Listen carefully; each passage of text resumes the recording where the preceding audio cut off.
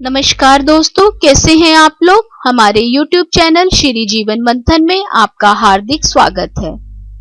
कार्तिक मास का आज लिखूं 14वां अध्याय। श्री हरि कृपा करें, श्रद्धा प्रेम बढ़ाएं। जी हाँ दोस्तों, आज की वीडियो में हम सुनेंगे कार्तिक मास महात्म्य कथा अध्याय 14।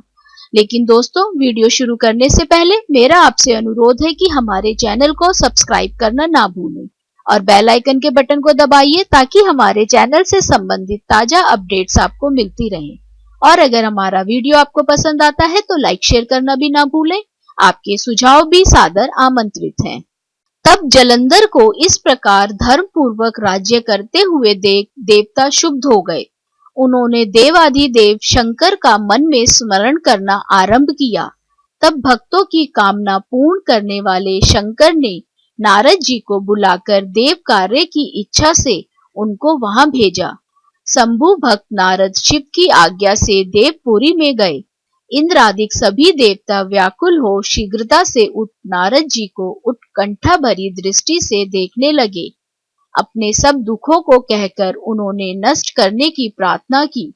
तब नारद जी ने कहा, मैं सब कुछ जानता हूँ, इसीलिए अब मैं दैत्यराज जलंधर के पास जा रहा हूँ। ऐसा कहकर नारद जी देवताओं को आश्वासित कर जलंधर की सभा में आए। जलंधर ने नारद जी के चरणों की पूजा कर हंसते हुए कहा, हे ब्राह्मण, कहिए आप कहाँ से आ रहे हैं, यहाँ कैसे आए हैं। मेरे योग्य जो सेवा हो उसकी आज्ञा दीजिए। नारद जी प्रसन्न होकर बोले, हे महाबुद्धिमान जलंधर, तुम धन्य हो। मैं स्वेच्छा से कैलाश पर्वत पर गया था, जहाँ 10,000 योजनों में कल्प वृक्ष का वन है। वहां मैंने सैकड़ों कामधेनुओं को विचरते हुए देखा तथा यह भी देखा कि वह चिंतामणि से प्रकाशित परम दिव्य, अद्भुत और सब कुछ स्वर्णमय है। मैंने वहां पार्वती के साथ स्थित शंकर जी को भी देखा, जो सर्वांग सुंदर, गौरवर्ण, त्रिनेत्र और मस्तक पर चंद्रमा धारण किए हुए हैं। उन्हें देखकर मुझे बड़ा आश्चर्य हुआ कि इनके समान समृद्धिशाली त्रिलोकी में कोई है या नहीं। हे दैत्येंद्र, उसी समय मुझे तुम्हारी समृद्धि का स्मरण हो आया और उसे देखने की इच्छा से ही मैं तुम्हारे पास चला आया हूँ। यह सुनकर जलंधर को बड़ा हर्ष हुआ। उसने नारद जी को अपनी सब समृद्धि दिखला दी। उसे देख नारद जी ने जलंधर की बड़ी प्रशंसा की और कहा कि निश्चय ही तुम त्रिलोकपति होने के योग्य थे। ब्रह्मा जी का हंस युक्त विमान तुम ले आए हो और भूलोक, पाताल और पृथ्वी पर जितने भी रत्नादि हैं सब तुम्हारे ही तो हैं।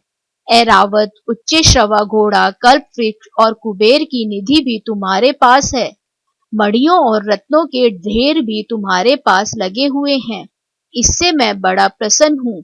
परंतु तुम्हारे पास कोई स्त्री रत्न नहीं है, उसके बिना तुम्हारा यह सब फीका है। तुम किसी स्त्री रत्न को ग्रहण करो। नारद जी के ऐसे वचन सुनकर दैत्यराज काम से व्याकुल हो गया। उसने नारद जी को प्रणाम कर पूछा कि ऐसी स्त्री कहाँ मिलेगी जो सब रत्नों में श्रेष्ठ हो। नारद जी ने कहा, ऐसा रत्न तो कैलाश पर्वत में योगी शंकर के पास ही है। उनकी सर्वांग सुंदरी पत्नी देवी पार्वती बहुत ही मनोहर हैं। उनके समान सुंदरी मैं किसी को नहीं देखता। उनके उस रत्न की उपमा तीनों लोकों में कहीं नहीं है।